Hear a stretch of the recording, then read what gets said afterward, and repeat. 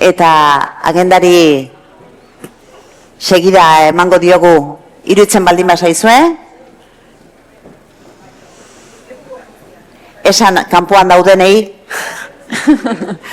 sartzen hasteko, ze gainera guri tokatzen zaigu erronkarik eta zailena, goizaren erdiari berriro ere aupada bat ematea, alde batetik, eta ahots aniztasuna kudeatzea oso denbora urrian. Hala esan dezagun, elegante xamar. Saiatuko gara, alik eta ondoen egiten, eta saiatuko gara agindutako denbora baino koskatxo bat kenduko badizuegu ere amaierarako, ez dedin luzeegia izan.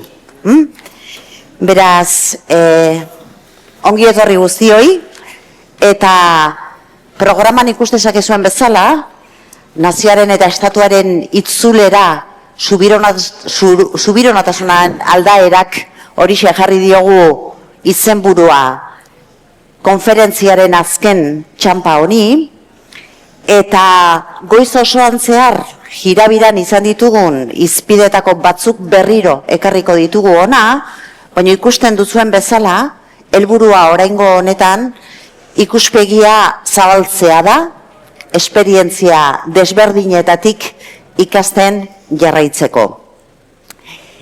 Aipatu da, behin baino gehiagotan jadanik goizean zehar, eredu berri hori edo datorren berriro etortzen ari den eredu horren atzean ze balore dauden, ze herri ikuspegi eta ze mundu ikuspegi dagoen, zalantzazkoa dela beinipein.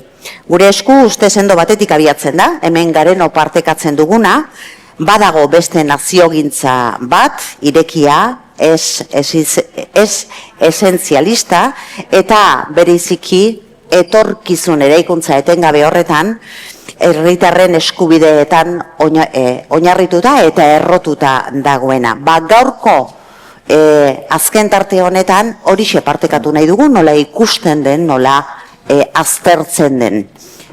Leku eta egokiera desberdinetan. Nazio ulertzeko modu desberdinak jarriko ditu elkarrizketan mai honek, eta horretarako, hemen dira, gurera batu diren adituak. Eta teknikoei laguntza eskatuko diet, itxuraz, arazoa dugulako aldi bereko itzulpenarekin, zakitala da, bide batez eskerrik asko, aldi bereko itzulpena egiten ari diren lankidei, ez ditugu ikusten entzun egiten ditugu eta ezin bestekoak dira, gutxitan ohartzen gara handaudenik ere, beraz eskerrik asko, egiten ari zareten lanarengatik, mai honetarako bereizik interesgarria baita egin beharreko lan hori. Aurkeztuko ditut, maikide ditudanak. Malen Dominguez, soziologoa eta Telesforo Monzon elabeko kidea, berak irekiko du tarte hau, izan ere eskatu diogu naziometroa ikerketaren azken emaitzak aurkezteko, datuek emango digutelako testu ingurua. Maiaren edo semizirkuluaren bestaldean Vicent Flor dugu, soziologiako doktorea da bera, soziologia politiko eta kulturaleko ikerlaria, Valentziatik dator, Espainiako testuingurua nazio espainiarraren itzulerari buruz gogoeta egingo du gurekin, eta horri erreparatzeko eskatu diogu, eskerrik asko, Vicent, ongi etorri. Frantziako kasua azaltzeko, gurekin dugu Michel Caen, historialaria, Frantziako CNRS-eko ikerketa zuzendari emeritua, bere ibilbide luzean zehar nazio eraikuntza, kolonialismoa, botere harremanak sakon aztertu ditu, eta gaur nazio frantsesaren bilakaera historikoaren inguruan bereiziki bere ekarpena jasotzeko aukera izango dugu, horixe ekartzeko esan diogu. Mila esker, zuri ere bai, eskerrik asko. Eta azkenik, Nagore Kalbo dugu gurekin, King College Londoneko irakaslea da bera, bere begiradarekin Euskal Herriko naziogintza aztertu nahi dugu, 21. mendean, estaturik gabeko nazio baten erronkak, eta bar, eskerrik asko, eta ongi etorri. Beraz, iruditzen baldin bazaizuekin egingo diogu, Malen, eta zurekin hasiko gara, markoa jarriz, Malen Dominguezek, Telesforo Monzon elabeko kideak, naziometro inkestaren azken emaitzak, eta hortik ekar daitezken elkarrizketarako ariak ekarriko dizkigu. Beraz, Malen, zure aitza. Esan da. Bueno, kaixo egunon denei eta mila esker hasteko gure eskuri gonbidapenagatik.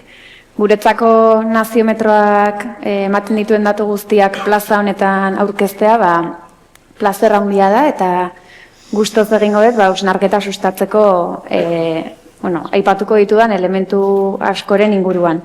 Esan behar dut, aurreko mahai inguruan ere ideia asko atera direla eta orduan aprobetxatuko ditut ideia horietako asko datuz janzteko eta, besterik gabe, naziometroa Euskal Burujabetzaren barometroa da, 2020an hasi ginen neurketa hau egiten eta orokorrean 1.400-1.500 inkestatu egoten dira inkesta neurketa bakoitzean. Urtean bat egiten da, Euskal Herriak 7 lurraldeetan, eta urtero egiten dugu serieko galdera deitzen dugun hori, burujabetzari buruzko hainbat elementu, Euskal Estatua, erabakitzeko eskubidea, balizko referendum baten aurrean nolako posizioa hartuko lukeen inkestatuak, eta bestalde urtero gai espezifiko bati buruz ere galdetzen zaio. Eta propio gaur aurkeztuko detena da iazko neurketan hartu genuena, jarrera erreakzionarioak eta migrazio prozesuei buruzkoak. Eta nik uste dut elementu guzti hauek balio izan zigutela temperatura hartzeko, burujabetzarekin batera nola uztartzen diren gure jendartean dauden erronka potolo horiek, ez? Kasu honetan mundu mailatik datozen input batzuk direla esan daiteke, eta nola pertzibitzen ditugun jarrera guzti horiek gure inguruan. Orduan, grafikoei begiratuta, atzeman daiteke, galdera honetan galdetzen genuen. Ea azken urteotan jarrera ezkor edo erreakzionarioak handitu diren uste dugun. Zenbat handitu dira, eskala ezberdinetan. Lehenengoa goikoa Europa, Espainia eta Frantzia, Euskal Herria eta Norbere inguruan. Ikusten da, jarrera erreakzionarioak identifikatu dituen jendea asko dela, arroxa ilunean dagoena da baietz nabarmen antzeman duena, eta pixkanaka gutxitzen doa norberaren inguruari buruz hitz egiten dagunean. Hau, ez da kasualitatea, beste gai batzuen inguruan galdetzen dagunean ere, atzematen da norberaren ingurukoari buruz hitz egitean, tentu zibiltzen gerala edo kritikotasun gutxiago eukitzen degula, besteri minik ez egiteko edo saltxa handitan esartzeko. Orduan, irakurketa hori egin daiteke grafiko honetatik, baino alere, horren atzean dagoen irakurketa da, baietz nabarmen igo direla jarrera erreakzionarioak aipatzen diren eskala guzti horietan.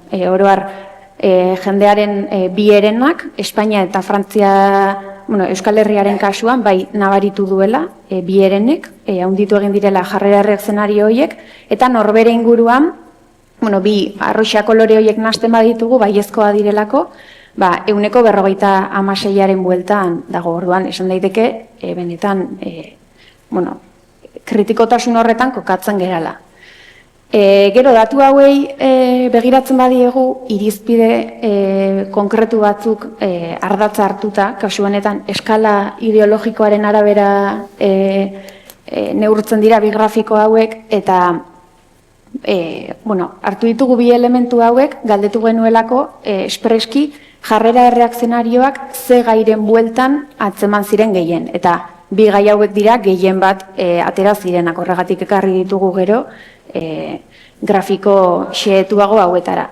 Orduan, eskala ideologikoaren arabera, atzerriko migratuekiko eskubideen alde egiten diren aldarrikapenak edo borroka sozial horietan, 3 zutabe franja ezberdintzen dira, lehenengo hau da, aldarrikapen horiek gehiegiraino joan direnaren sentsazioa euki dutenak. Eta gero, kolorearen arabera da, eskala ideologikoan, ezkerrean kokatzen dena da, politikoki ezkerrean kokatzen den jendea, eta arroxa suaberantz doa, oso eskubinekoa dena. Orduan, gradualitate bat ikusten da, eta nabarmen ikusten da, nola ezkerretik eskuinerako joera horretan igotzen den atzerriko migratuekiko eskubide gehiegizko hoien ikuspegia.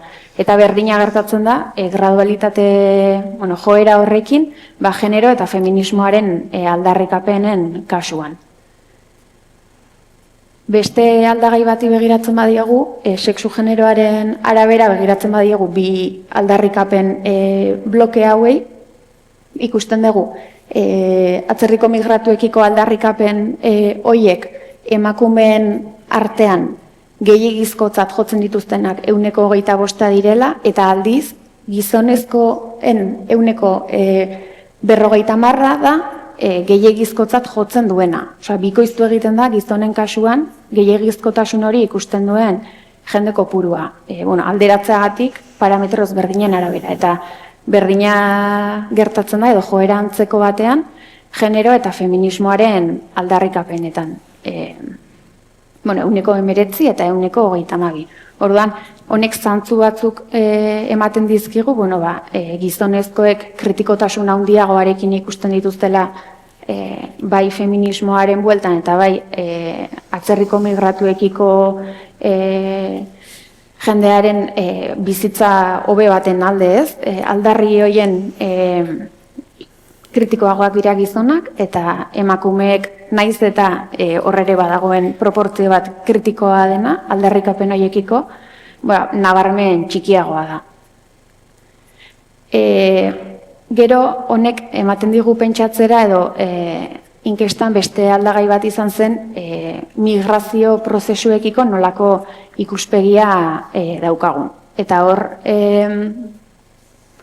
pentsatzen genuen ez, pertsona bat Euskal Herrira datorrenean, bat ala beste dela bere jatorria, nolako rola eduki beharko luke pertsona horrek Euskal jendartearen baitan. Eta orduan hemen hainbat aukera ematen genizkien, lehenengoa da, funtsezkoa da pertsona hau, gizartearen parte gisa, garrantzitsua da, baina muga edo kontrol batzuk izan beharko ditu. Ondoren, bigarren mailako pertsona bat izango litzateke, lehentasuna bertakoek izan behar dutelako, eta 6 batek gutxiengo batean, baina etortzea eragotzi beharko litzateke. Joera bada, irekitasun baten aldekoa, baina ez da ahaztu behar, badagoela jende bat ere hor,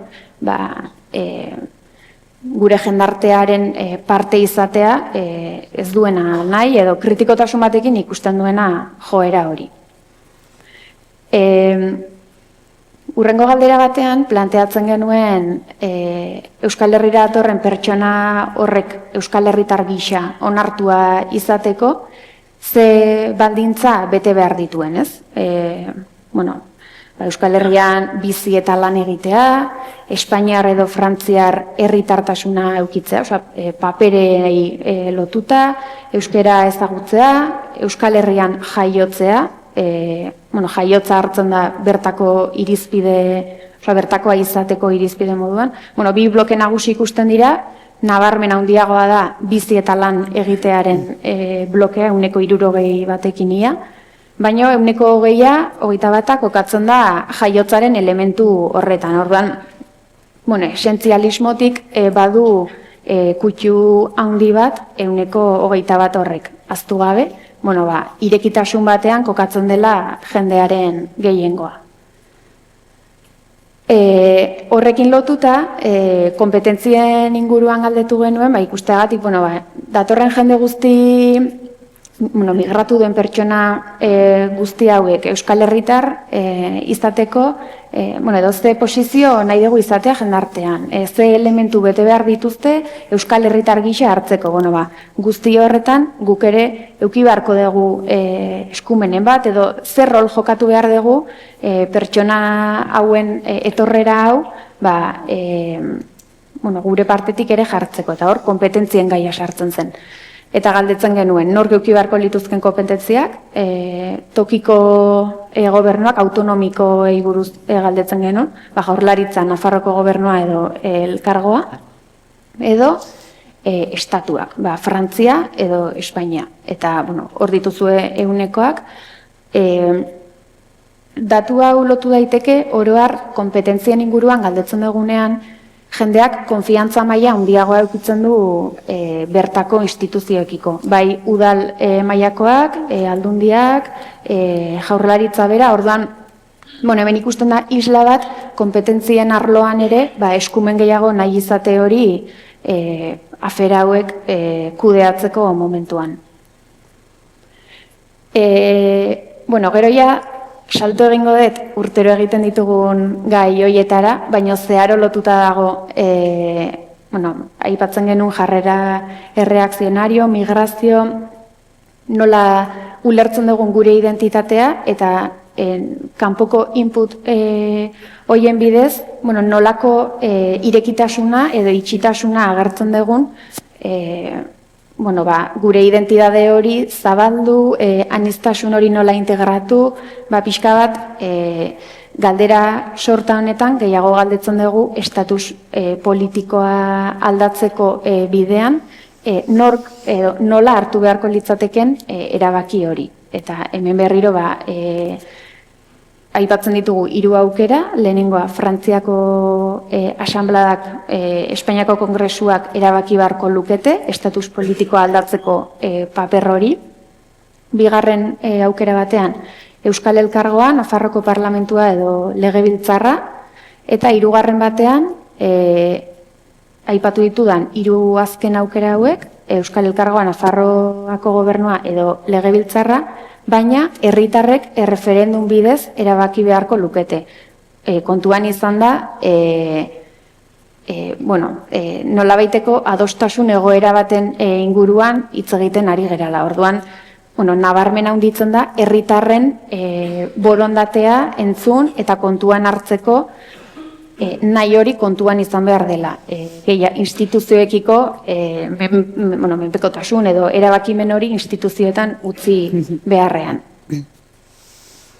Eta hori dago lotuta esaten ari nintzenarekin, ea gure iritziz Euskal Elkargoak, Euskal Autonomia Erkidegoak edo Nafarroako Foru Komunitateak bere etorkizun politikoa erabakitzeko eskubidea izan beharko luken. Hori urtero egiten dugun galdera bada, eta oroar, egonkor mantentzen da, gora bera batzuekin, baina oroar bi herenen bueltan kokatzen da erabakitzeko eskubidearen alde dagoen jendea. Hemen beste koxka bat egiten dugu aurrera, eta erreferendum hori adostasun politiko baten egoeran kokatzen dugu, eta esaten dugu, tokiko administrazioek adostasuna daukate erreferendum hori deitzeko. Kasu honen aurrean, Espainiako eta Frantziako gobernuek zer egin behar dute erreferendum horrekin? Onartu edo debekatu? Onartzearen aldekoak direnak marra urdinean kokatzen dira, eta erreferenduma debekatzearen posizioak gorrian. Orduan, argi gelditzen da, aurreko grafikoan bezala, jendeak ikusten duela adostasun politiko baten aurrean, Espainiak eta Frantziak onartu egin beharko luketela erreferendum hori gauzatzea. Gero, hemen guk ez duguna egiten da, erreferendum horretan planteatuko litzateken galdera mahai gainean jarri, guk hitz egiten dugu, hipotetiko tasun batean, erreferendum hori gauzatzeari buruz. Eta azken, balizko Euskal Estatu bati buruz galdetzen dugunean, hemen matizatu nahi dut, guk galdetzen dugula bai independentziaren inguruan eta bai Euskal Estatuaren inguruan. Eta datuak zeharo aldatzen dira, bat ala bestearen kasuan, hori askotan azaldu dugu, ez? Agian independentziak daukan konotazioa edo ze elementurekin lotzen dezun independentzia hitza bera, asko aldatu daiteke Euskal Estatuarekin, hori zerekin lotzen dezun, ez? Orduan, guk enfatizatzen dugu Euskal Estatuaren aukera honetan lehen aipatzen ziren gehiengo hoiek, balio demokratiko eta jendeak bat egiten du gehiago Euskal Estatuaren proiektu honekin. Orduan, interesgarriagotzat jotzen ditugu hemen ateratzen diren datu hauek. Orduan, hemen planteatzen dugun galdera da, EAN eta Euskal Hirigune Elkargoan alderdi politiko guztiek edo gehienek adostu dute Euskal Estatuari buruzko erreferendum bat egitea, eta Madrilek edo Parisek onartu duela. Orduan, erreferenduma guztiz ofiziala eta onartua da. Eta gauza bera planteatzen da Nafarroan, Nafarroako kasuistikari aplikatuta. Orduan, erreferendum onartu baten aurrean, Euskal Estatuaren alde edo kontra egongo zinateke, hori da galdetzen duguna. Marra urdinean da aldekotasuna agertzen duena, 18,5%, arroixean kokatzen da kontran dagoen jendea, eta gero bi marra daude, horrondo ikusten dira, esan daiteke beste eren bat kokatzen dela abstentzioan, ez jakintasun, posizioaren ez jakintasun horretan, eta bereziki interesgarria hitzat jotzen dugu, balen aipatzen zena ez, guk zer pentsatzen dugun badakigu edo alde daudenak badakigu alde daudela. Kontra daudenak, agian baten bat, izango da iritziz aldatuko duena, baino jendartearen eren horretan dago benetan erronka, planteamendu politikoak egiteko momentuan, gehiengo horretara gerturatzeko planteamenduak hoiei begira ere egin behar direla gogoratu behar da, gureekin bakarrik argi dago, gureekin esan, aldekotasunarekin bakarrik badakizu ez erala iritsiko, eta orduan bilatu behar dira bestelako formula batzuk, hizkuntzaren aldagaia hartuta, balio demokratiko eta irekiekin lotuta, aipatzen da ere bestelako aldagai batzuen ingurutzatuta gazteok orokorrean beste elementu batzuekin lotzen degula euskaldun izate hori, ez? Feminismoa, ekologismoa, bestelako borroka batzuek ekartzen duten ahalduntze horretatik datorrere norbere identidadearen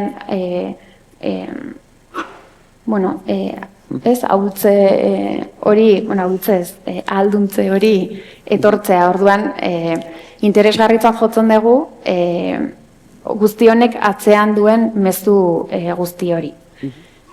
Eta, bukatzeko laburpen bezala, esan nahiko nuke euskal identidadeari buruz edo euskal naziogintzari buruz ateratzen ditugun ondorioetan enfatizatu nahi dugu. Azken neurketan atera diren datuekin eta aurreko neurketetatik ere ikusi dugunarekin, euskal naziogintza ez dela oinarritzen balio esentzialistetan, edo atzera begirako joeretan, baizik eta aurrera begira proiektu politiko edo etorkizun hobe baten desiragarritasun horretan kokatzen da, eta horretarako planteamendu konkretuagoetan ere gauzatzen da. Beste borroka sozialekin loturak egiten ditu, gazteek bizi duten identitate hibridotasun honetan, feminismoak eta ekologismoak ekartzen dituen elementuak ere, naziogintzak ere barnebiltzen dituela, eta balio demokratiko aurrerakoi eta batzuetan oinarritzen dela, eta horrek talke egiten du aldi berean, mundu mailan nagusitzen ari diren joera erreakzionario, itxitasun, nazio identitate, gotortu, atzerakoi, eta ikusten ditugun elementuak dira justo kontrakoak, aurrera begirakoak, irekiak, migrazio prozesuekiko irekitasun bat, gero horren kudeak eta ikusi behar da nolakoa den, baina printzipioz ezerri ateak ixten ez dizkiona. Eskerrik asko, Malen, txalo hondi.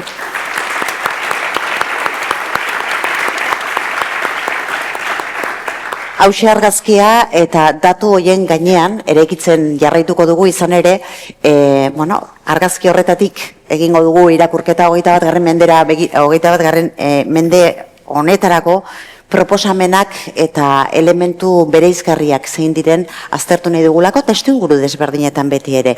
Edozein kasutan lehenengo blokean atzera pixka bat ere egingo dugu, izan ere nazio itzuleraz hitz egiten ari gara, baina nondik datoz, beste nazio eredu horiek ere eta tradizioak aztertzeko aukera badugu.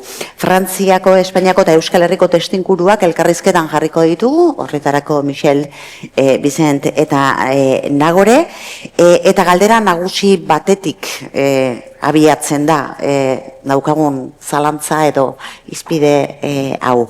Ze harreman dago naziogintza historikoaren eta berragertzen ari den naziogintza horren artean? Zerbait berria da benetan, gertatzen ari dena, noraino edaten du erro historikoetatik, eta noraino erantzuten ari da gaur egungo testuinguruko elementu berriei, beraz, zerbait zaharra da datorrena, ala zerbait eguneratzen, mudatu edo egiten ari dena.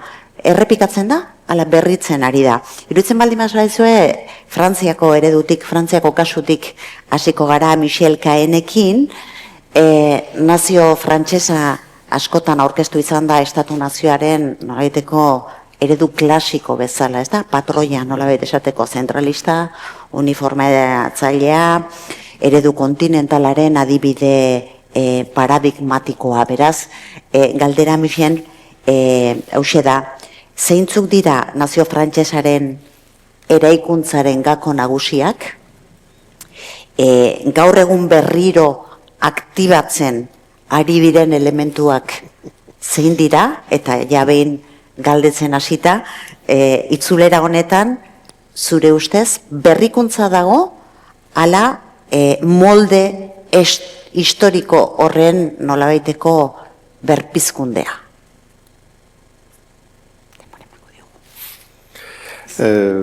Je m'excuse beaucoup de ne pas parler euskara, je parle français, je ne parle pas non plus castillan, je parle portugais, mais c'est quand même trop loin le portugais et le castillan pour que je comprenne facilement.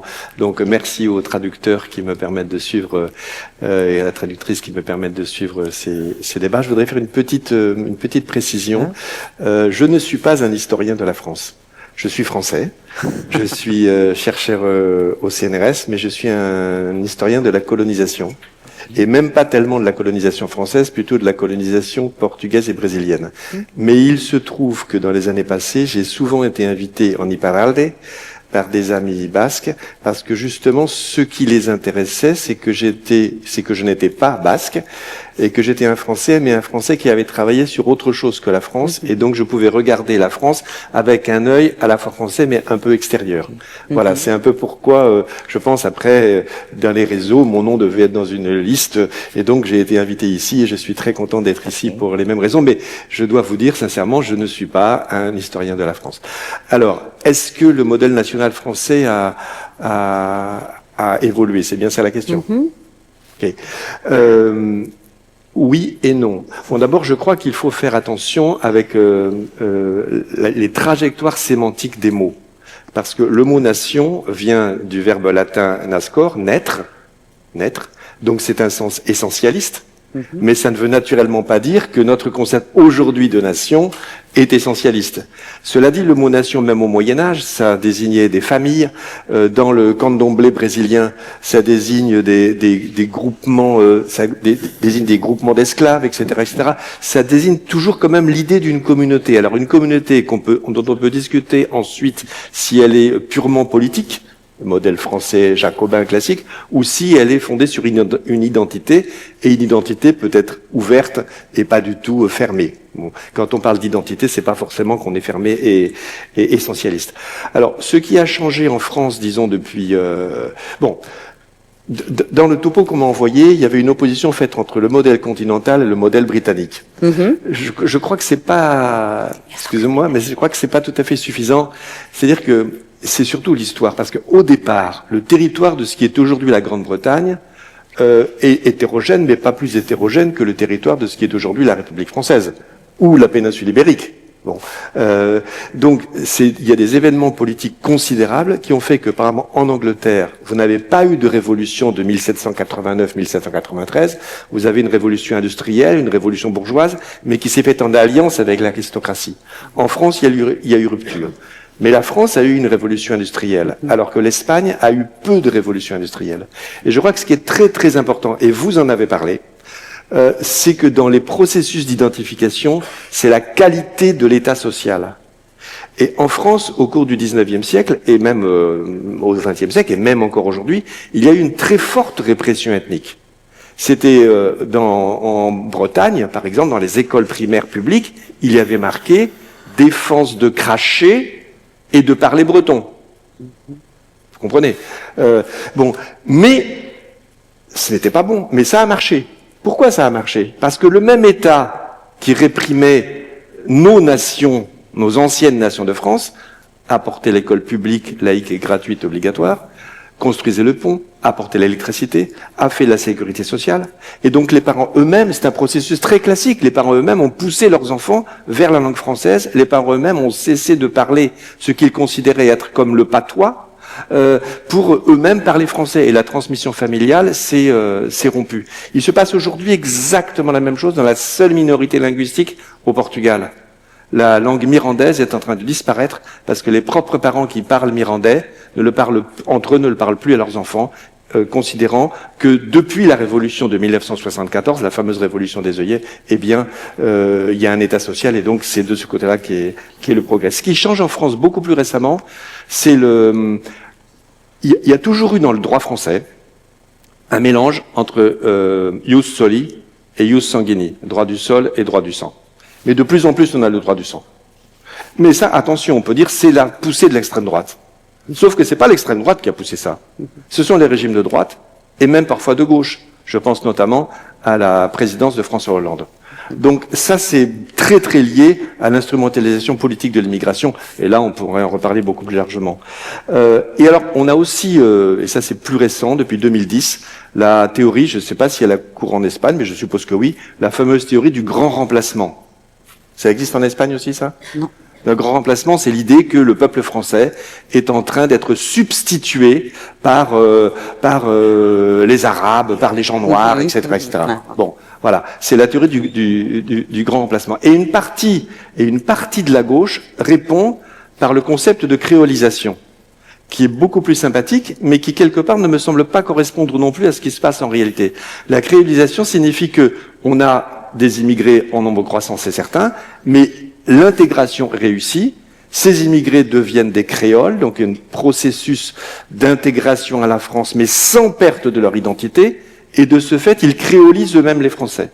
Bon, ça a existé dans l'histoire, les créoles, les créolisations, ça existait, mais c'était des cataclysmes identitaires, et cela signifierait que l'identité même globale de la France va connaître une modification brutale et profonde. Or, il est clair que la nation française, comme la nation basque, a tout le temps changé. Elle change tous les jours. Des fois, on s'en aperçoit même pas. C'est des petits changements imperceptibles. Et des fois, ça fait des polémiques. Bon, mais il n'empêche que même si la France d'aujourd'hui, 2025, n'est plus la France de 2000 et la France de 1953, ma date de naissance, il n'empêche que c'est quand même cette nation-là. On a quand même le sentiment d'une continuité. Et donc je crois que ces théories qui cherchent que ce soit le grand remplacement, donc théorie fasciste, ou la créolisation, qui est plutôt défendue dans les secteurs de la gauche radicale, quelque part sont beaucoup plus sympathiques, naturellement, puisque c'est une vision positive, mais c'est rompre avec l'idée que c'est pas parce qu'il y a une immigration en France ou au Pays Basque que la France va cesser d'être la France ou que le Pays Basque va cesser d'être le Pays Basque. Ils vont continuer de l'être. Et ils vont continuer de l'être en changeant comme ils ont toujours changé. Donc je crois qu'il n'y a pas une modification quantitative fondamentale du phénomène, mais avec tout ce qui se passe aujourd'hui sur Terre, peut-être une accélération du phénomène. Voilà. Eskerrik asko. Vamos a pasar a cambiar la mirada hacia hacia la evolución en el Estado español. Vicent Flor, vienes de Valencia y te hemos pedido que nos ayudes a entender los elementos de construcción de ese nacionalismo español que cuestionamos, qué es lo que está volviendo con él, cómo son visibles también en el discurso actual y nuevamente si estamos ante un retorno o hay elementos de innovación en lo que estamos viviendo. Egunon, eskerrik asko por invitarme a la conferencia soberanista. Como soberanista valenciano os deseo muchos éxitos en el soberanismo vasco, pero vengo a daros unas noticias no muy positivas, porque el nacionalismo español fácil no nos lo va a poner, no nos lo pone fácil a nadie. Primero dos notas rapidísimas para ubicar el fenómeno. Primero, la nación española se fundamenta en una ideología, es el nacionalismo español que constantemente se niega. Desde las ciencias sociales tenemos que tener muy en cuenta que no podríamos considerar solo racistas o solo fascistas aquellos que explícitamente se reivindican como tal. El nacionalismo español, de hecho, está peor estudiado porque constantemente está negando, se presenta como patriota, se reinventa, pero el nacionalismo español tiene una gran continuidad que es el elemento fundamental de la legitimación del Estado español, del Reino de España. De hecho, otra cosa importante es que los Estados-nación, y entre ellos España, a pesar del discurso que tienen de ser mecanismos de generación de derechos legitimados en procesos democráticos y en procesos sociales, es falso, porque muchas veces lo vemos cuando hay crisis en los Estados-nación y el Estado español particularmente, y aquí en Euskal Herria no tengo que explicar eso particularmente, el principal objetivo que tiene es su continuidad, por encima de cualquier otro elemento, incluidos los derechos humanos y, por supuesto, la democracia. El Estado español, que es un Estado como un Estado moderno que nace en el siglo XVIII, concretamente como Estado unitario, destruye la Corona de Aragón, la Confederación Catalano-Aragonesa en el siglo XVIII, en 1707 en el País Valenciano, en 1714 en Cataluña. En el siglo XIX destruye los fueros, como sabéis muy bien. Ha buscado copiar el modelo francés y ha tenido éxitos relativos, pero tiene elementos de continuidad clarísimos. Es decir, es un Estado que se fundamenta en su continuidad. Y lo legitima en la existencia de una nación. Tan es así que la Constitución Española del 78 se legitima en la existencia de una nación española previa. La Constitución Española del 78 teóricamente no crea una nación española, sino se está legitimada, afirma, en una nación española previa. Y aparte se afirma indisoluble e indivisible. Técnicamente eso querría decir que aunque el 100% de los ciudadanos de Euskal Herria o del País Valenciano o de los países de lengua catalana votáramos a favor de un proceso soberanista, para el nacionalismo español eso sería totalmente ilegal y también ilegítimo, ¿no? Y por lo tanto ahí hay un choque, que el nacionalismo español es una ideología que niega derechos democráticos a las ciudadanías. O dicho de otra manera, el nacionalismo español, a pesar de que se proclama democrático, es difícil proclamarse democrático y a la hora defender una nación indivisible y indisoluble. Muy difícil. Y aparte, el nacionalismo español se presenta como un nacionalismo cívico frente a los nacionalismos aparentemente étnicos. Yo recuerdo muy bien un dossier del diario El País sobre el crecimiento de los nacionalismos en Europa del Este y lo tituló el periodista Nostalgia de tribu.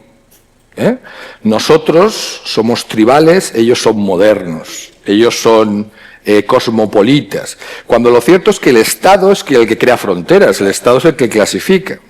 Y aparte, es muy importante tener en cuenta que el nacionalismo español tiene un elemento de construcción étnica muy importante.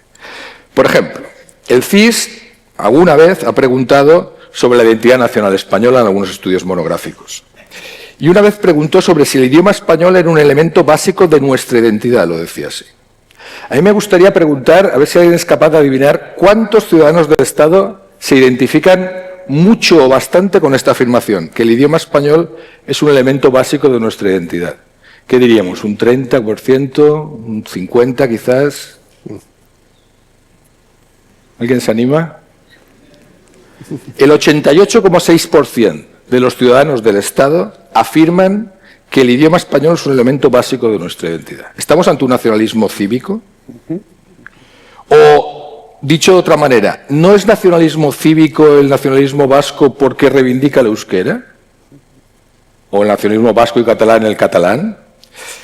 Por lo tanto, bajo mi punto de vista, podemos discutirlo, el nacionalismo español siempre ha estado presente, pero como los nacionalismos de Estado se hacen más explícitos cuando sienten una amenaza, cuando son cuestionados.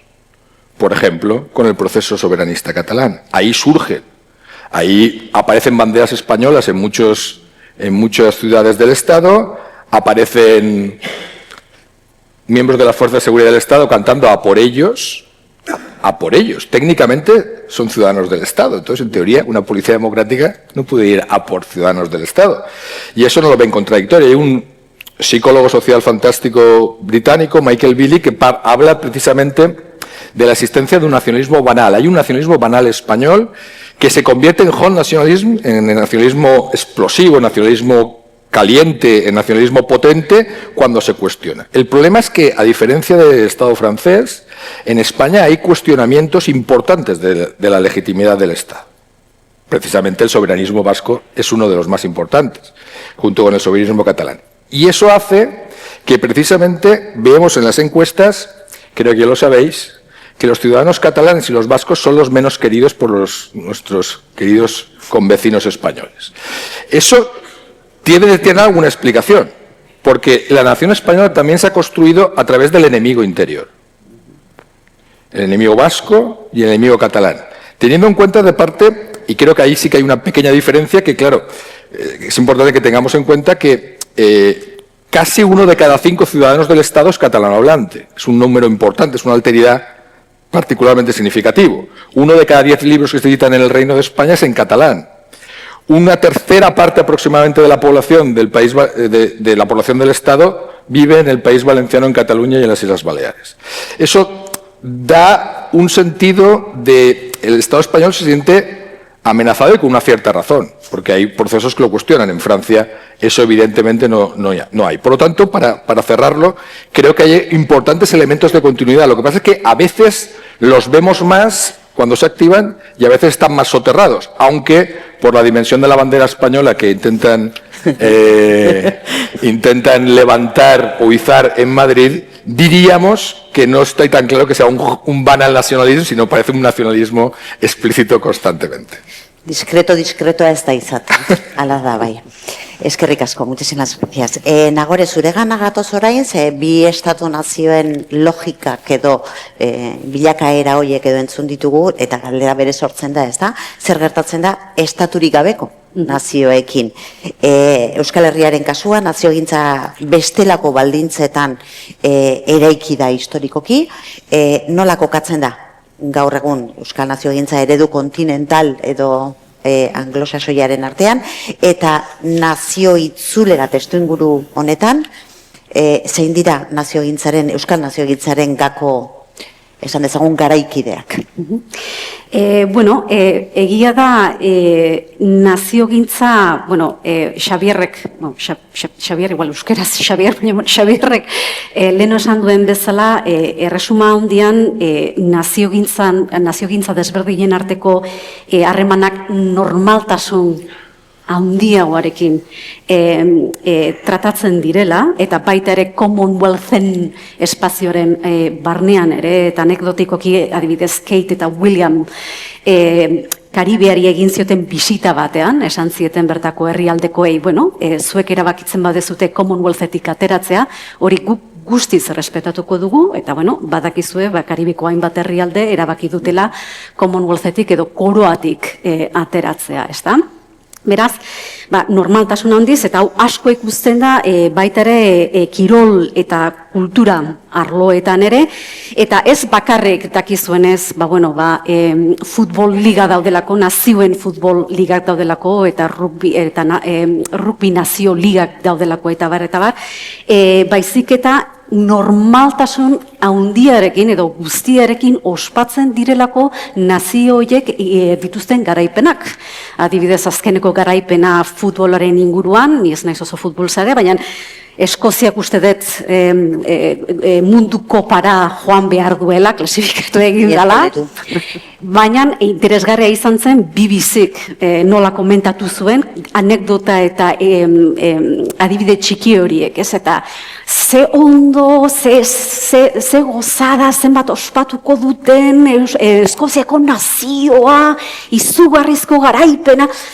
Hemen, hau, Espainiako estatuak, norbaitek, Radio Televisión Española ezaren Euskadiko nazioa ze ondo ospatuko dute, eta ze garaipen. Horrelakorik, anekdota horik ez zenituzke entzungo, eta han, asko entzuten dira, eta nik nire Britaniako ikaslei esaten didenean entzuten aldituzue horiek, eta ezin dira kapaz ere normaltasun hori entzuteko agian hain normala delako. Baina oso interesgarria iruditzen zait hori ez. Nik laburki baita ere Erresuma Batuaren naziogintzaren faseak aipatuko nituzke, estatu ikuspuntu batetik, demora baldin badaukat, esan mesedez demora ez baldin badaukat. Lehenengo fasea esango nuken bigarren mundu gerraren osteko testu ingurua izan zela, Britania Handia estatu nazio bezala sendotu zen garaia izan zela, eta Britaniar imperioaren amaierarekin koinziditu zuen periodori, eta Keynesiar proiektu nazional liberal bat deitu liteken proiektua garatzen hasi zen, eta horrek lurralden arteko tratu berdin batetan oinarritzen zen proiektu bat izan zen. Bigarren fase izango litzateke 70. hamarkadako krisia, eta horrek berrentolak eta izugarri eta sakona ekarri zuen ekonomiaren inguruan, konkretuki Londreseko hiriaren eta hego ekialdearen nagusitasunarekin lotuta dagoen naziogintza proiektu bati hasiera eman zion, finantza mundu horretan zentratuta baita ere, eta horrek lurralde desoreka izugarria eragin zuen, eta baita desberdintasun ekonomiko soziala izugarriak eragin zituen lurralde desberdinetan. Hirugarren fasea, 87ko 88ko fase izango litzateke, devoluzioarena, Eskozia, parlamentuak, Irlandako Good Friday Agreement, eta bar, hor nazio hauen bai botere politikoa eta instituzionala garatzen hasten da, eta sakontzen hasten da, eta gero laugarren fase bat izango litzateke krisi globalaren osteko testu ingurua, eta hor Eskoziako erreferenduna sartuko genuke, eta baita ere Brexit.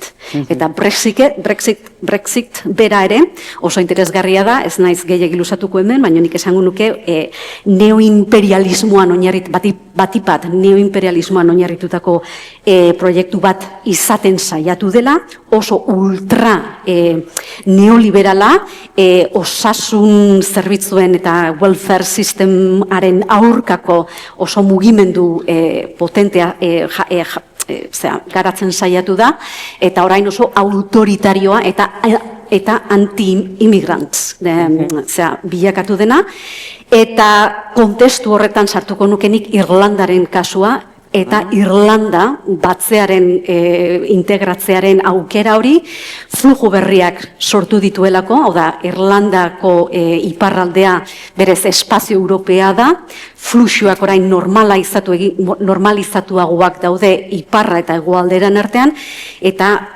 orokorkinik esango nuke Irlanda iparraldea nahiko ekonomikoki eta sozialki nahiko marginalizatua izan den lurraldea izan dela, eta fluju berri horiek sortzen ari dira identitate eta harreman sozial berri batzuk, eta horrek bultzatzen ari da integraziorako joerari, eta noski, Erresuma Batua ere normaltasun askoz gehiagorekin ikusten dituela prozeso guzti hauek.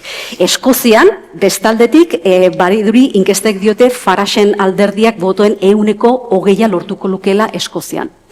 Beraz, SNP alderdiak, oraindik pixua dauka, baina Faragenen pixua ere, igotzen ari da horrez. Beraz, ikusi deteke, estatu bezala, Erresuma Batuko proiektua asko evoluzionatu du eta asko aldatu du urteetan, bai erresuma batua bezala, eta baita ere bere lurralde desberdinen aldaketak ere, ez?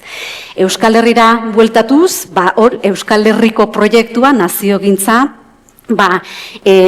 konstituzio zibiko nazional horretan, komila tartean, sartu izan da edo garatu izan da, baina egokitzeko edo asimilatzeko ustezko ukoaren ikuspegitik. Hau da, Euskal Herria beti anomalia bat izan da.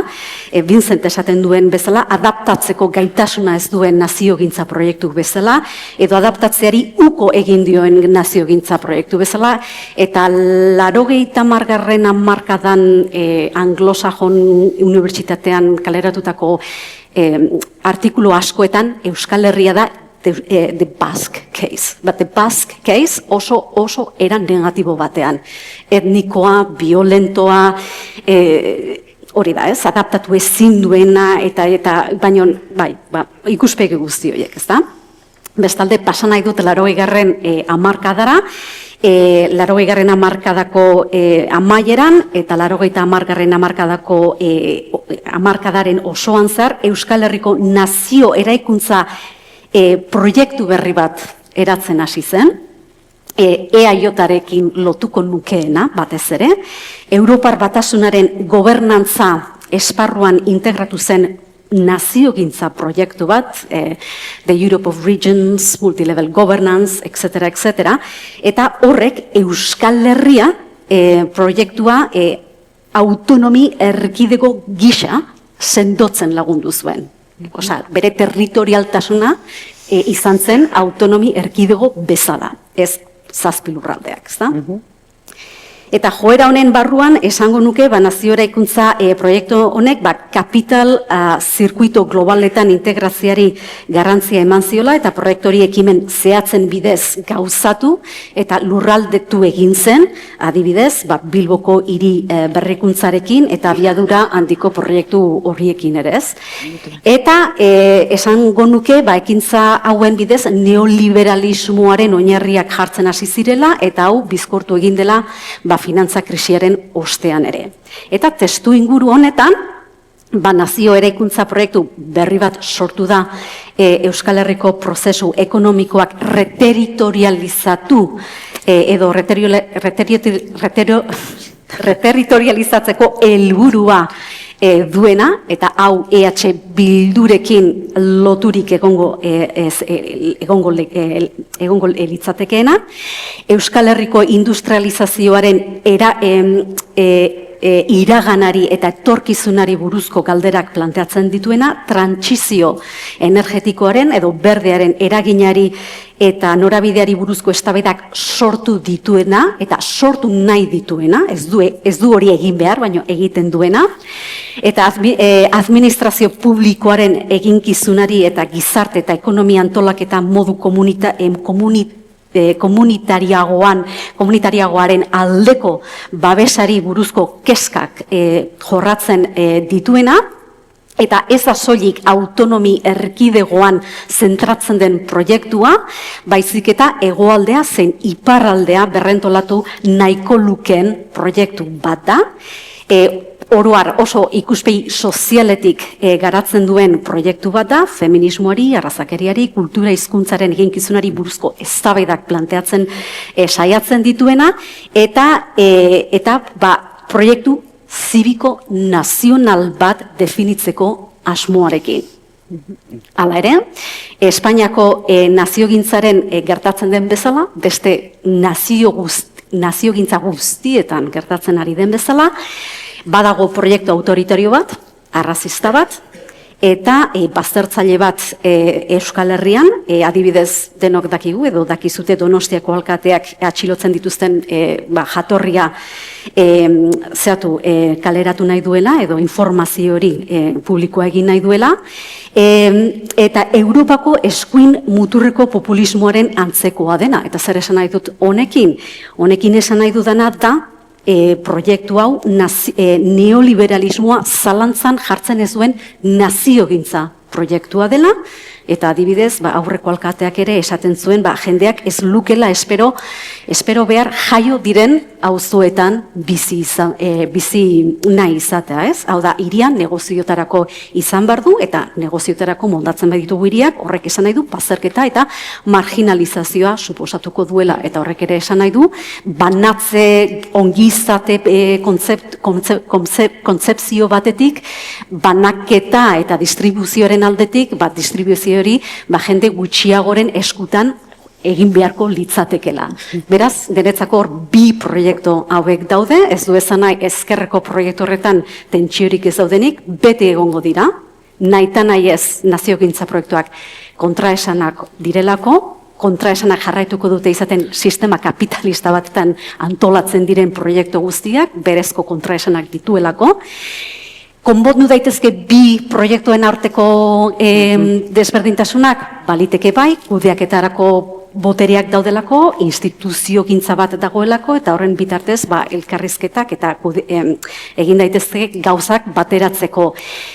Baina nik esango nuke saiatzea, saiatze hori nahiko zaila dela, batez ere gauko egunean, ez gaude Europako bigarren ostean zegoen testu inguru horretan non adostasun edo konsentzio nazional zabalak posibileak ziren, ez gaude bat ere, eta neoliberalismo edo hiperneoliberalismo garaion eta horiek defendatzen dituztenarekin proiektuak egitea, ez dakit zenbaterainoko posibilitatea dagoen. Eskerrik asko, Nagore, publikoak ez dakiz, aurre ikusita genuen, gidoia eta makina bat galdera genituen, ia zirt eta zart egin beharko dugu, denboraz oso gaizki goazelako, baino badaude puntu batzuk utziko jasue improvisatzen pixka bat, eta malgutasunez antolatzen bota dituzuenetatik jasotzeko, eta baita ere aurretik goiz osoan zeharrentzun ditugunak eta zehatzeko. Aipatu da, bai Zelai eta Xabiea iziren hizketan esanez beste tradizio batetik, baina baita ere beste etorkizun ikuspegi batetik eraikitzen jarraitzen dugula gure proiektuek, eta galdetu nahi dizuet hori simplifikatzeko, zer den beste hori simplifikatzeko naziogintza duina jarri dugu hemen gure paperetan, eta naziogintza duin horrek aipatu duzuen testu inguru honetan ze leku du gaur egun estaturik gabeko nazio txiki baten. Txiki handi aipatu duzu ze horrek, Bizent, txiki esaten diogu guk gure neurriari, ze leku du eta nola kokatu daiteke gaur egun, Michel?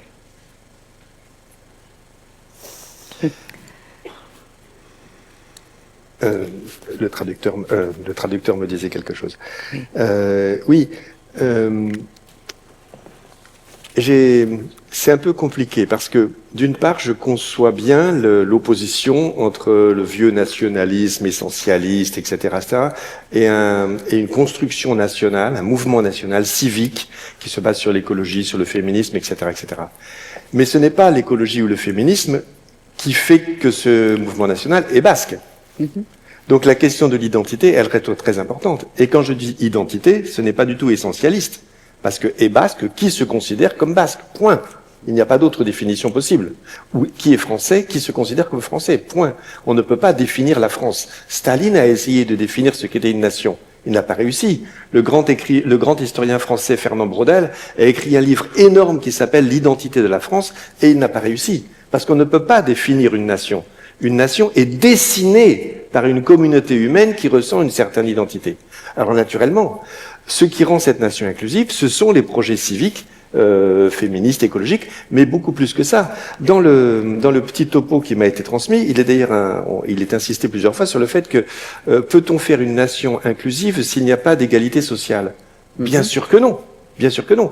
La question de la nation inclusive, c'est pas simplement une question de discuter de la nature de la nation, si c'est une nation uniquement politique, une nation ethnique, etc., etc. C'est une question de lutte de classe. Je veux dire, si on n'a pas de, si les gens qui vivent dans cette terre, que cette terre soit France ou cette terre soit Euskadi ou n'importe où ailleurs, s'ils se sentent mal, cela remet en cause la cohésion nationale. Donc évidemment, et c'est pourquoi il est tellement important que les courants de gauche, là je dis ça surtout pour la France, hein, pourquoi il est tellement important que les courants de gauche s'occupent de la question nationale et s'occupent des identités.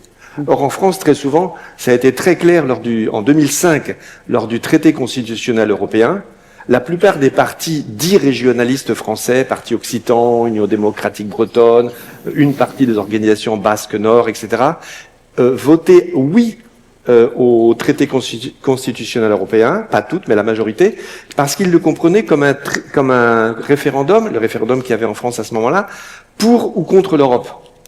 Et donc, ils votaient pour Bruxelles parce qu'ils votaient contre Paris. Or, ce n'était pas du tout un référendum pour ou contre l'Europe, c'était un référendum pour ou contre ce traité constitutionnel européen qui allait baser toute la construction européenne sur le néolibéralisme et la concurrence libre et non faussée. Et je me rappelle bien d'ailleurs que ça avait été un gros débat en Iparralde, et à l'époque, le parti de l'époque qui s'appelait Abertzalean Batasuna avait fait une consultation interne, et 70% de ses membres, eux, avaient dit qu'ils votaient non, 30% avaient dit que eux, ils votaient oui, et donc dans ce contexte, le parti en tant que tel n'avait pas pris position. Mais c'est évident que pour construire il faut que ce soit les organisations qui prônent le conflit social, qui prônent la lutte des classes, qui s'occupent en même temps de la question identitaire. C'est capital, sinon c'est la droite, voire l'extrême droite qui va s'en occuper. Mais cela dit, je reviens sur la France, ça ne change pas, je l'ai déjà dit tout à l'heure, ça ne change pas nécessairement l'idée que la majorité des gens se font de leur propre pays. Et puis, il y a aussi des choses que l'on confond.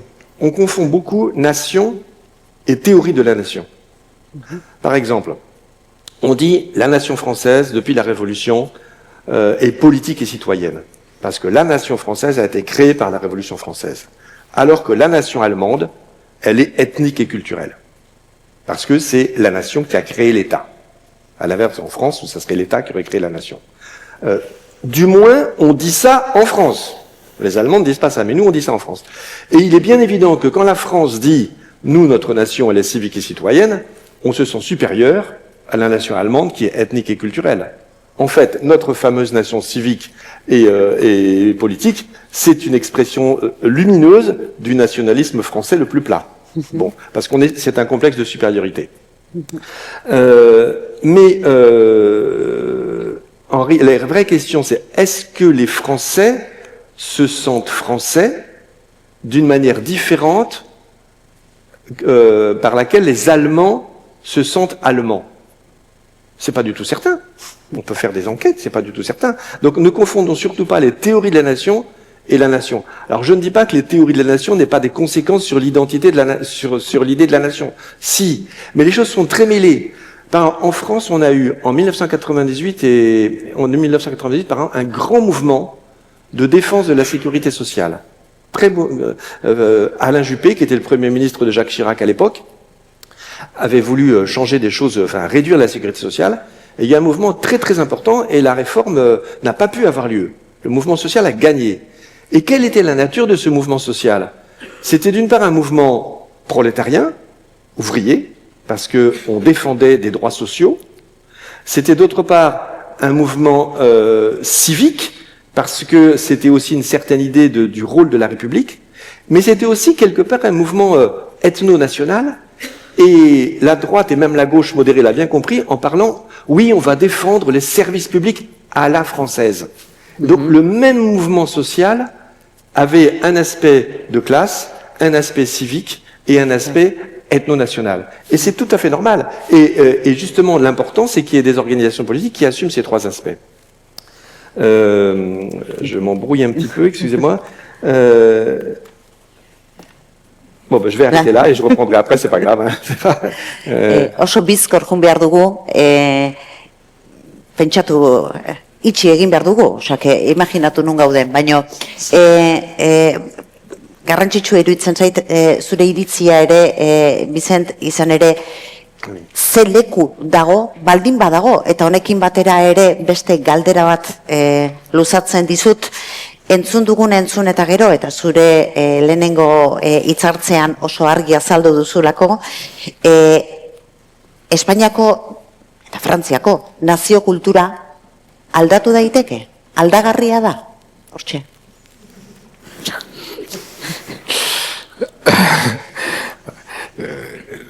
Toda creación cultural puede ser modificada por los seres humanos. Si me preguntas en términos probabilísticos, te diré que no. ¿No? Claro, antes decías una cosa que es importante, dos apuntes muy rápidos. Nación Vasca somos pequeños. Bueno, es que ser pequeño es fantástico, quiero decir. Si es que sois pequeños, que no lo sé. Quiero decir, al final, ¿quién tiene mejores indicadores sociales, Noruega o el Reino de España?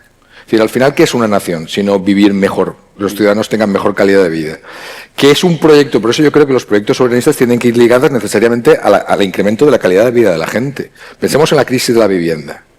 Entonces, al final, ¿qué interesa? ¿Ser español o vasco en cuestiones identitarias, pero también en cuestiones de calidad de vida? Y evidentemente, en el País Vasco, con todas las dificultades, en Euskal Herria se han conseguido indicadores sociales muy superiores a la media del Reino de España. Eso por una parte.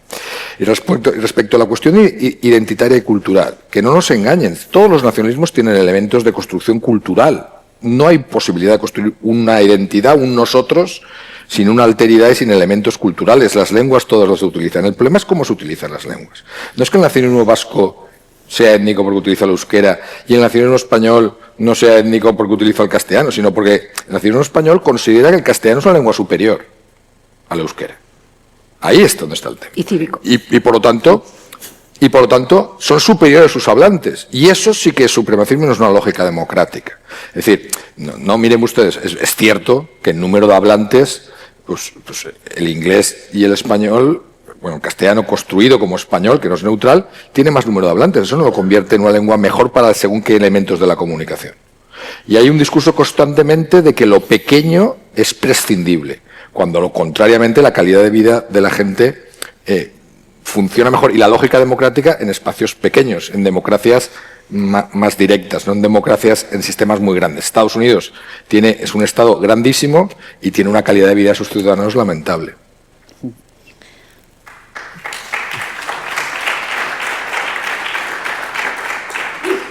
Michel. Oui, je m'étais un peu perdu tout à l'heure et je voulais reprendre rapidement là où j'en étais venu. À propos de la différence entre l'Allemagne et la France. Donc on dit toujours en France c'est la révolution qui a créé la nation et en Allemagne c'est la nation qui a créé l'État. C'est une vision très, très construite parce que je ne nierai pas en tant qu'historien que la Révolution française, précisément parce qu'elle a supprimé les privilèges de la noblesse, parce qu'elle a accordé le droit de chasse aux paysans, parce qu'elle a commencé, ça s'est surtout fait après sous la Troisième République, mais elle a quand même commencé à développer l'école, qu'elle a renforcé le sentiment national français. Mais si elle a renforcé le sentiment national français, c'est qu'il existait déjà. Je ne dis pas qu'il existait sur la totalité du territoire de ce qu'était le royaume de la France, attention. Mais ça existait déjà. Et donc on pourrait très bien dire l'inverse, c'est parce que la nation française existait qu'elle a voulu se doter d'un État plus moderne et qu'elle a abattu la monarchie pour établir la République. Et quant en Allemagne, on oublie tout le temps l'existence pluriséculaire du Saint-Empire romain de la nation allemande. En français, on l'appelle Saint-Empire romain germanique, mais la traduction, c'est Saint-Empire romain de la nation allemande, qui était certes un État fédéral, mais le fait d'être un État fédéral ne l'empêche pas du tout d'être un État qui exprimait une certaine réalité nationale. Donc ces choses-là sont très interprétées de façon nationaliste et un nationalisme essentialiste. Et alors on dit après, c'est question de date de création de la nation.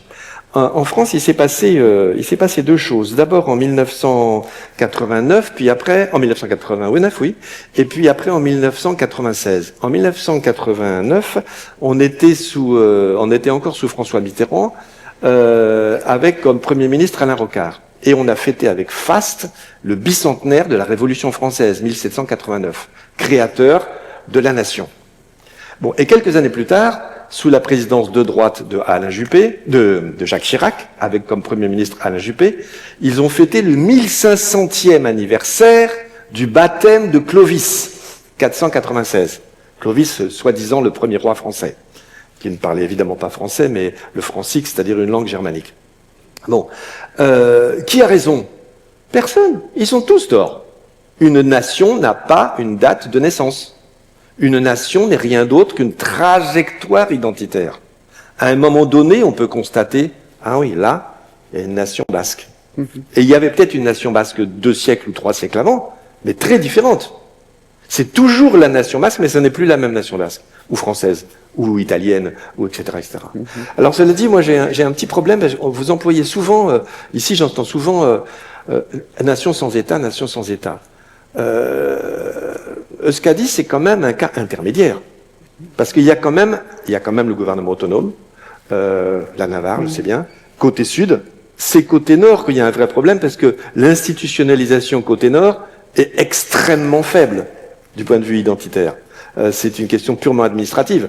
Mais les peuples sans État que je vois en Europe, c'est les Samis, du nord de la Suède, de Norvège et du nord de la Finlande, les Groenlandais qui sont encore une colonie du Danemark, on peut bon, déjà en dehors de l'Europe, mais la partie turque du Kurdistan, il y a des peuples sans État où la question se pose de façon... vous ici, je sais bien que le mouvement Abertzale considère le gouvernement autonome basque comme insuffisant, et je le comprends entièrement, mais ça a permis quand même une certaine institutionnalisation, une certaine solidité. Je ne sais pas où en serait l'enseignement dans les écoles en Euskara s'il n'y avait pas de gouvernement autonome basque. Bon, si c'était une simple circonscription de l'État espagnol. Donc je crois qu'on ne peut pas... Et puis, et là je suis d'accord avec Vicente, c'est pas du tout une question d'être petit ou gros. C'est pas du tout une question d'être petit ou gros. En Europe, on a des nations très petites démographiquement. C'est-à-dire, la Norvège, je crois que c'est 8 millions d'habitants. Le Danemark, c'est pareil. Le Luxembourg, Malte, pardon 5 millions d'habitants, voilà. Non, Finlande. Voilà, il y a des nations très... Et personne, ça ne viendrait à personne à l'idée de contester la validité de ces nations. Alors sans te dire, ah oui, mais à l'époque de la globalisation, à quoi ça sert de faire une nation petite, etc. Une nation, tout dépend de l'historicité de son enracinement. Si elle existe, elle existe. C'est pas une question petit ou grand. Voilà. Et si on veut construire une Europe démocratique, ça sera une Europe des nations. Alors je me dis, vous voulez détruire l'État-nation français pour construire l'Europe des régions. Mais ça, c'est un non-sens. Ça veut dire quoi, l'Europe des régions? Ça serait simplement l'Europe de nations, simplement pas tout à fait les mêmes nations. Ça serait rien d'autre que ça. Et donc, je crois que n'ayez pas de complexe. Enfin, vous n'en avez pas, je pense. Hein. Mais je veux dire, petit, d'abord, vous n'êtes pas plus petit que la Slovénie. Hein. Il y a une forte identité. Vous êtes quand même la plus vieille nation d'Europe. Quand même. Hein, c'est quand même important. Ce n'était pas du tout la même nation à l'époque de la fameuse pierre qu'on a retrouvée récemment, la fameuse première inscription en langue basque, dans les fouilles archéologiques qu'on a retrouvées il y a quelque temps. Bien sûr, tout a changé. Mais il y a eu en permanence un phénomène basque. Bon, et ça, tôt ou tard, doit être exprimé politiquement. Azkena izango da, azkena, galdera egin nahi nizuen zein den naziogintza duinean behar duten herrientzako mehatxua gaur egun eta aukera, beraz aukeran utziko dugu soilik, mehatxua ez asko hitz egin dugulako, badakigu zer den itzultzen ari den hori, baino azken erronda hori egin nahi nuke zuekin guztiokin eta horrekin itxiko genuke solasaldia. Labur mesedez, testinguru berri honetan naziogintza duinean behar duten herrientzat zein da bat azpimarratu badaiteke behintzat aukera. Aielen, zurekin.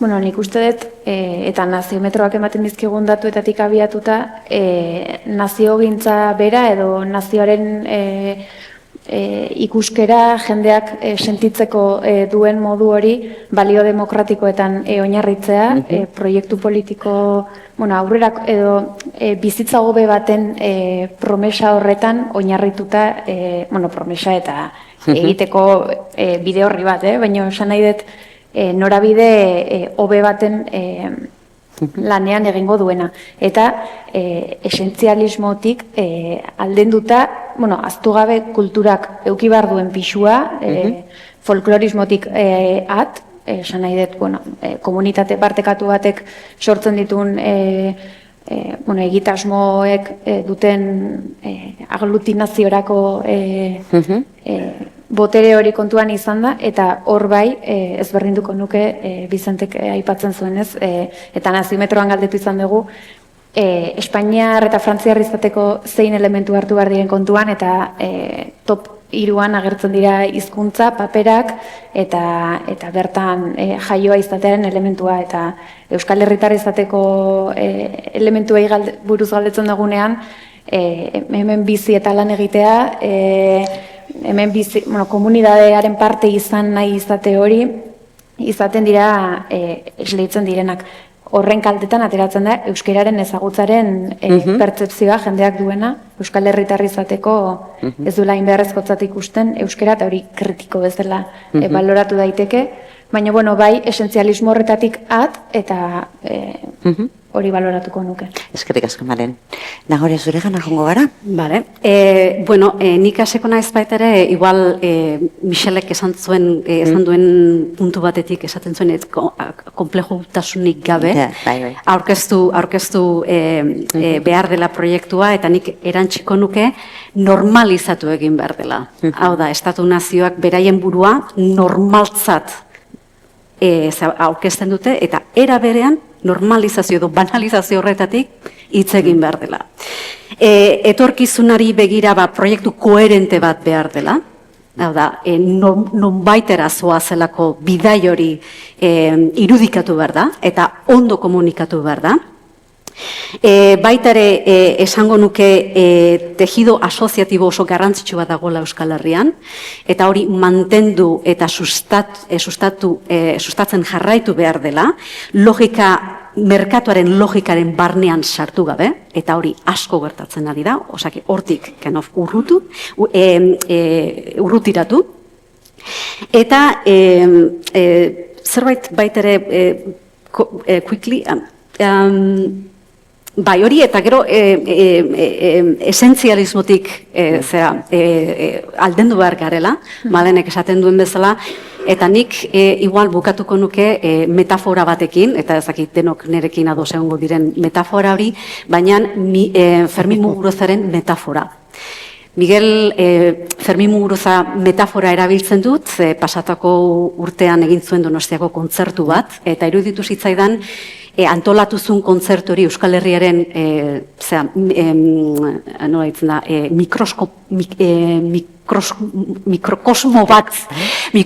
mikrokosmo bat irudikatzen zuela, hau da, herrien arteko noaitzen da solidaritatea, Palestinen musika eta ahotsak entzun genituen, gero baita ere euskara peto-petoan hitz egiten zituzten euskal hiritar beltzak zeuden, gero baita ere estenatokian normalean musika instrumentuan aurkitzen ditugun gizonezkoak, emakumezkoak ziren, baterian, gitarra elektrikoan eta bar, eta niretzako metafora horrekin gelditzen naiz Euskal Herriko proiektua bezala. Eta orain gogoratu naiz esan nahi nuena baita ere, eta uste dut zelaiak esan duela, leno, hau da, Euskal Herria bezala integratu behar dela. Eta horretan, gero helburuak finkatu. Eta hasi integrazio instituzional horrekin. Eskerrik asko, nagore. Michel, zure gana, azkena aukera, zein da testuinguru honetan? Moi, je maintiens l'idée que on ne peut pas définir une nation. La question de la langue est très importante, bien sûr. Mais regardez ce qui s'est passé en Irlande. Tout le monde apprend le gaélique à l'école, mais personne ne le parle. C'est comme si on apprenait le latin. En Écosse, c'est la même chose. Non, en Écosse, on ne l'apprend même pas. Est-ce que c'est pour autant que la nation irlandaise a disparu ou que la nation écossaise a disparu? Attention, je ne suis pas en train de dire que la question de la langue n'est pas importante. Elle est très importante, ça serait une catastrophe culturelle que ça disparaisse. Mais ce n'est pas ça qui peut définir la nation inclusive dont j'entends que tout le monde est d'accord pour la prôner. Et juif qui se dit juif, et zoulou qui se dit zoulou, et français qui se dit français, et basque qui se dit français. Il n'y a aucune autre définition possible que l'auto-détermination, mais l'individuelle, et qui provoque le fait que vous êtes reconnu comme français par un autre français qui se sent tel. Même si ces deux français ou françaises sont complètement différents. Il y en a un qui peut être né à Paris, l'autre à Strasbourg, un qui aime le vin, un qui aime la bière, un qui aime le football, un qui aime le rugby, un qui vote à gauche, un qui vote à droite, un qui met ses enfants à l'école publique, un qui met ses enfants à l'école privée, un qui est catholique, un qui est juif. On a autant de manières d'être français que de gens qui vivent en France. Il n'empêche que ces gens se reconnaissent comme français. Mais on ne pourra jamais le définir. Mais c'est pour ça justement que le mouvement associatif, y compris linguistique, que la lutte des classes, sont extrêmement importantes pour faire vivre une communauté sur un sol. Et c'est le sol qui crée l'identité. Et toutes les nations changent depuis toujours. Comme je le disais, une nation n'est rien d'autre qu'une trajectoire identitaire. Eskerrik asko, merci. Vicente, azkena da zurea. Telegráficamente, yo creo que los movimientos soberanistas tienen una oportunidad, aprovechando la crisis de los Estados-nación, en dos direcciones. A la lucha por la identidad y la autodeterminación hay que sumarle la calidad de vida de la gente, hay que estar muy cerca de los que sufren, hay que ayudarles, hay que tener un proyecto, tienen que sentirse protagonistas. Y dos, la mejora de la calidad democrática frente a los Estados-nación establecidos. Es decir, una nueva nación debe de ser vista como un espacio de mayor participación, de mayor protagonismo para los ciudadanos y las ciudadanas, para la gente, con un mejor sistema de calidad democrática, con más lucha contra la corrupción, con más participación. Creo que ahí están algunas de las claves.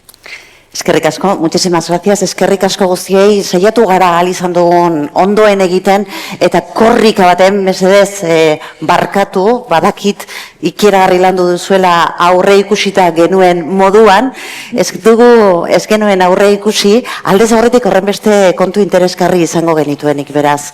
Gure aldetik eskerrik asko, eta mila esker baita ere aurretik egon diren parte hartu duten gainerakoei. Merci au traducteur. Aipatu dut lehen ere, eskerrik asko, benetan gaur zuena izan da, nahi honen erdia baino gehiago.